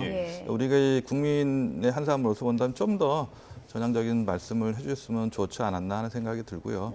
어떻게 본다면은 뭐 말도 중요한데 행동으로 보여줬다는 것도 또 중요한 의미가 있을 것 같아요. 그래서 조금 아쉬움이 있지만 총리가 직접 우리 대통령과 함께 참배를 했고 또 앞으로 일회성을 그치지 않고 매년 8월 6일 날 히로시마에서 열리니까 그 계기로 해서 총리가 지속적으로 참배하는 그런 모습을 좀 봤으면 좋지 않을까 하는 생각이 들었습니다. 예, 앞으로 양국의 과제를 좀 짚어주시는 그런 면이 있는 것 같습니다. 아마 그 회담 장소는 아마 아까 그 기시다 총리 말씀하셨지만 이제 초청국 8개 나라 초청국이 있는데 지난 G7 정상들과 마찬가지로 위령비도 참배를 하고 기념관도 아마 들어갈 거거든요. 그래서 그런 의미에서 아마 행사 그 회담이 공원 안에서 열렸던 것 같아요. 그래서 이 기시다 총리의 입장에서 본다면 G7 정상들 이외에 초청국 혹은 뭐 국제기관의 수장들까지 함께 참배를 하고 자료관을 한다면은 아마 지금까지 본인이 하고자 했던 것들을 최대한 보여줄 수 있는 그런 장면을 연출하지 않았나 하는 생각은 듭니다. 예, 살짝 기대에 미치지 못해서 좀 아쉬움이 있다 이런 말씀을 해주셨는데 조은지 기자는 또 어떤 발언을 눈여겨보셨을까요? 저는 이번에도 윤 대통령이 또 통 크게 던지지 않았나 이런 생각을 하는데 어떤 부분입니까? 기시다 총리는 양국 관계와 세계 평화를 위해서도 위령비 참배가 중요하다 이렇게 말을 했는데 우리 윤 대통령께서는 평화와 미래를 준비하기 위한 기시다 총리의 용기 있는 행동으로 기억될 거다라고 기시다 총리가 말한 것보다 더 크게 의미를 부여해서 이거 정말 의미 있고 용기 있는 행동이었어, 좋았어, 잘했어라고 얘기를 한 거잖아요. 그러니까 앞으로 좀 더 할 수 있게, 끌어낼 수 있게 공간을 좀 준 거, 그런 뜻으로 저는 받아들였습니다. 그리고 또 그 지난 7일 서울회담에서 했던 기시다 총리의 가슴이 아프다 이 발언을 또 짚었습니다. 우리 국민에게 큰 반향을 일으켰고 그 용기와 결단이 매우 소중하다. 이것도 또 다시 한번 짚어주면서 기시다 총리가 가만히 있기 힘든데 뭐라도 해야겠는데 라는 좀 공간을 좀 열어준 게 아닌가 이런 생각이 듭니다. 말씀해 주신 것처럼 윤석열 대통령이 기시다 총리의 이 용기에 감사하다, 결단에 감사하다, 매우 소중한 의미다라고 표현을 했습니다. 이러면서 일본 측에서도 조금 더 진전된 이런 논의를 이끌어내길 바라는 마음에서 이런 발언을 한 거라고 볼 수 있는데 이후에 또 앞으로의 만남에 있을 때 일본 측에서 또 다른 진전을 보일 수 있을까요? 사실은 서울에 온 것도 그 3월에 도쿄에 윤 대통령이 먼저 갔을 때 일본 내에서 우리나라가 아닌 일본 내에서 윤 대통령이 저렇게 하는데 너는 뭐 하냐, 그러니까 당신은 뭐 하십니까? 라는 그 여론들이 굉장히 많아서 그 압박이 커서 한국에 왔다라는 얘기를 우리 측 관계자들은 얘기를 했었거든요. 그러니까 우리가 계속 이렇게 얘기를 하는 것이 저쪽에서 호응을 이끌어낼 수 있는 기제로 작용을 한다라는 방침을 세운 것 같아요. 그러니까 뭐 그렇다고 우리가 마냥 퍼준다 이런 뭐 저자세다 이런 개념이라기보다는 윤 대통령 말한 것도 보면 규범에 기반한 국제 질서 그 리더십 일본 발휘하고 있고 우리도 국제 질서 지키고 있고 자유와 인권 법치 이런 거 소중한데 그거 잘 지키는 나라끼리 잘 지내보자. 우리 북한에도 함께 대응을 해야 되지 않냐. 미국, 한국, 일본 잘 봐서 할 일이 굉장히 많다. 셋이 할 수 있는 힘을 좀 더 키우자. 이런 맥락과 다 통하는 거기 때문에 그런 전략으로 볼 수가 있겠네요. 앞서 센터장님께서 총리에게 사견이 어디 있겠느냐라는 의미를 풀어주셨는데 사실 이런 공식적인 석상에서 그와 비슷한 언급을 이제 윤석열 대통령이 계속한다면 기시다 총리 입장에서도 좀 뭔가를 좀 호응을 해야 할 것만 같은 압박을 느낄 수밖에 없을 것 같아요. 아마 그 조은지 기자 말씀하셨던 것처럼 일본 내에서는 한국 정부에서 특히 윤 대통령이 국민적으로 좀 이게 인기가 없는 그런 문제인데도 불구하고 용기를 낸 결단을 했다, 용기 있는 결단을 했다 하는 거가 지속적으로 한일 관계의 우호적인 그 협력적인 분위기로 이어지기 위해서는 일본도 호응해야 한다, 기시다 총리도 뭔가 행동으로 보여줘야 한다는 그런 움직임이 있었던 건 사실이에요. 그렇다고 해서 구체적으로 무엇을 하라 하는 내용들까지 있지는 않았습니다. 근데 다만 저는 아까 말씀드렸다시피 말로 하는 것보다 행동으로 보여주는 게 중요한데 우리 대통령과 함께 참배를 했다는 거는 의미가 있다고 생각을 해요. 그리고 앞으로 또 일본 정부가 우리 민단이나 뭐 히로시마 총경사관에서 이제 공식적으로 주최하는 그런 위령제가 있다면은 그때 일본 정부 관계자도 꼭 같이 참배하는 모습을 보여준다면은 기시다 총리가 말한 그런 것들이 한일 관계뿐만 아니라 세계 평화를 위해서도 중요하다 하는 것을 보여주는 것이 아닌가, 그런 거 상징적으로 보여주는 것이 아닌가 하는 생각이 들어서 조금 아쉽기도 하면서 의미를 찾는다면은 그런 것에 의미를 부여하는 것도 나쁘지 않다라는 생각은 들어요. 다만 우리 대통령께서는 우리 국민들의 비판적인 여론이 있다는 것도 조금 의식을 하셔서 지나치게 일본 국민이나 일본 정부의 듣기 좋은 말씀만 하는 것이 우리한테는 바람직하지는 않아요. 그래서 우리 국민들의 그런 비판적인 여론이 일본 내에 조금 더 뭐랄까요, 뭐 압박이라고까지는 않지만 그런 거를 통해서 움직일 수 있는 계기가 될 수 있는 것도 하나의 전략으로 삼으셔도 좋지 않을까 하는 생각은 듭니다. 첫 술에 배부르리아라는 좀 속담이 생각나는데 새로운 한일 관계가 이제부터 또 다른 시작이지 않을까 싶기는 합니다. 그렇죠. 예, G7 개막 하루 전날에 미일 정상이 만나서 기시다 총리가 이런 발언을 했어요. 한일 관계를 더욱 발전시킬 것이다. 네. 여기에 대해서 바이든 대통령은 환영한다 이렇게 답을 했습니다. 사실 이제 기시다 총리의 이런 전향적인 입장은 한미 관계가 좀 더 이제 밀접해진 것도 일면 영향을 미치고 있잖아요. 그래서 기시다 총리는 좀 어떤 식으로 한일 관계를 발전시켜 나갈 것인지 이거는 사실 미국의 입장에서도 바라고 있는 바이기 때문에 앞으로 좀 어떻게 진전될 거라고 보십니까? 예, 직접적으로 본다면은 일본한테는 안보적인 측면에서 러시아와 중국의 위협도 중요하지만 북한의 핵이나 미사일 위협이 고도화되고 있다는 것도 중요한 것 같아요. 또 현실적으로 지난해부터 일본의 방위력을 강화하기 위해서 방위비도 늘리겠다 하는 것을 지속적으로 천명해 왔기 때문에 그런 걸 뒷받침할 수 있는 또 그거에 대해서 이해하고 협력할 수 있는 대상으로서 미일 동맹은 있습니다만 한일 간에는 동맹이 아니었기 때문에 이 서먹서먹한 한일 관계를 개선하고 한미일 간의 안보 협력을 통해서 그런 거 본인들이 추진하고 있는 계획을 실행에 옮겨가는데 활용하고 싶다는 생각은 충분히 있을 것 같아요. 저도 현재 당면한 여러 글로벌한 과제에 있습니다만 한일 간의 협력을 해야 할 부분이 너무 많다고 생각을 해요. 이제까지는 그런 문제에 대해서 논의할 수 있는 그런 기회조차 없었던 것이라면은 앞으로 다양한 기회를 통해서 그런 기회를 만들고 서로 어떻게 인식하고 또 어떤 그 협력이 가능할지 실제로 논의하는 것도 필요하지 않을까 하는 생각이 듭니다. 이런 가운데 또 한일 정상회담이 지금 진행이 됐는데 이 다음에는 또 한미일 정상회담에 대한 기대감도 나오는데 어떻게 한국과 미국 그리고 일본 정상들이 만날 수 있을까요? 네, 만난다고 발표를 했죠. 오늘 오후에 만날 것으로 보입니다. 근데 이 역시 뭔 내용이 나올까 싶은 상황이긴 해요. 왜냐하면 say hello 정말 인사 수준이 되지 않을까 싶은 게 어제 젤렌스키 우크라이나 대통령이 G7의 현장 방문을 했잖아요. 원래 온라인으로 참여한다 이런 얘기들이 많았는데 대면 방문을 하게 되면서 G7의 모든 이슈를 사실 흡수하게 됐고요. 그 대부분 나라의 정상들의 일정도 굉장히 바쁘게 바뀌고 있는 것 같습니다. 그래서 이제 한미일 우리가 예정됐던 시간보다 쪼개서 혹시나 우크라이나와도 만나는 기회가 있지 않을까 이런 전망들이 속속 나오고 있고요. 만약에 만나게 된다면 우크라이나는 지금 여기 온 이유가 살상무기든 군사 지원을 좀 요구하려는 그런 얘기들을 일관되게 통일적으로 하고 있기 때문에 그런 얘기가 나올까 또 우리가 또 주목을 해봐야 될 수 있을 것 같습니다. 얼마 전에 우크라이나 젤렌스키 대통령의 부인인 젤렌스카 여사가 한국에 왔었고요. 그때 비살상 무기를 지원해달라라고 얘기를 했었고 또 한국인 기업들이 우크라이나 재건 사업에 참여해달라 이런 얘기를 했었는데요.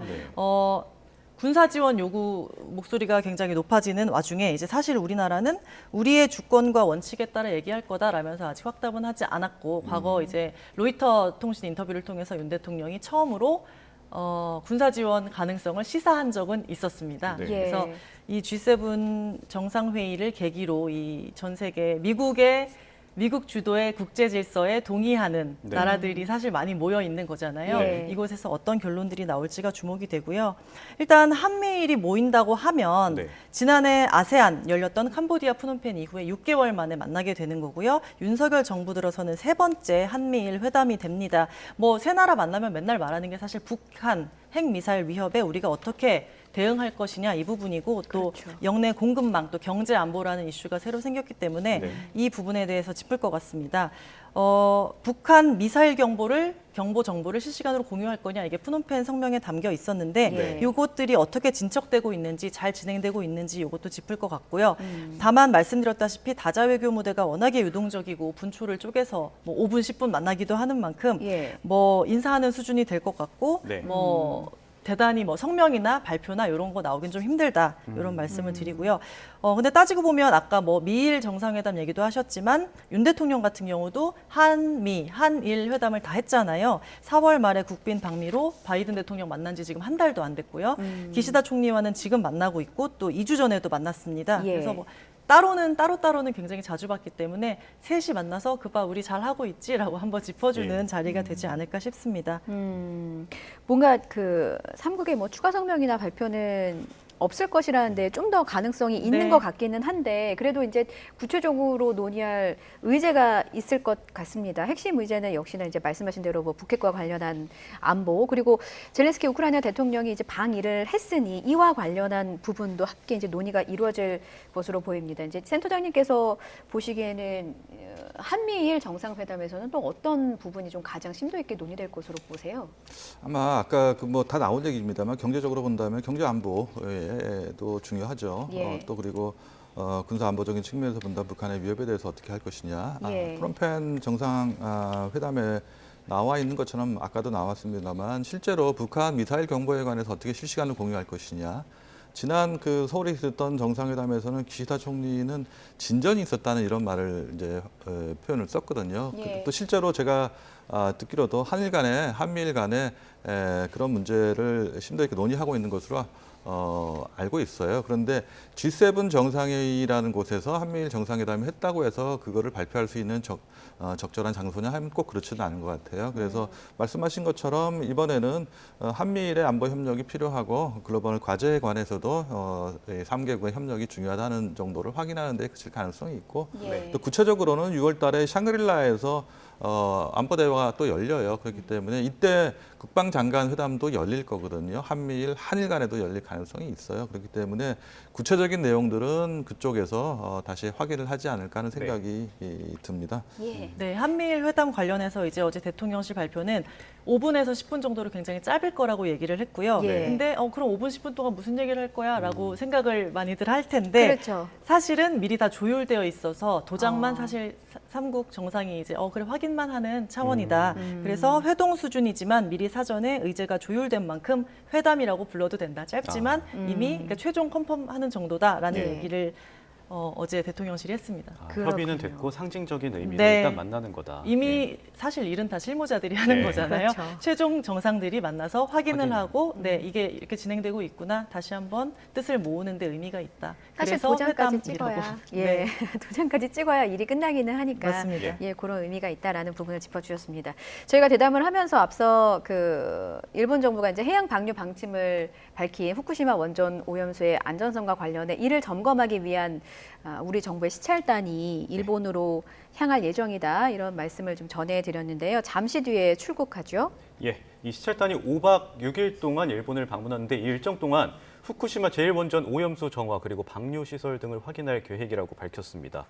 지금 출국 현장에서 이 멘트들 한번 저희가 들어보도록 하겠습니다.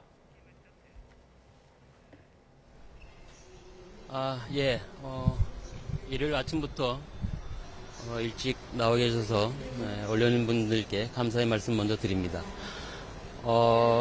지금 현장 시찰 준비는 차근차근 잘 진행되고 있습니다. 이번 시찰단은 방사선 분야 그리고 원전의 각 설비 부문별로 그 분야에서 10년, 20년 이상 현장에서 안전규제를 해오신 분들입니다.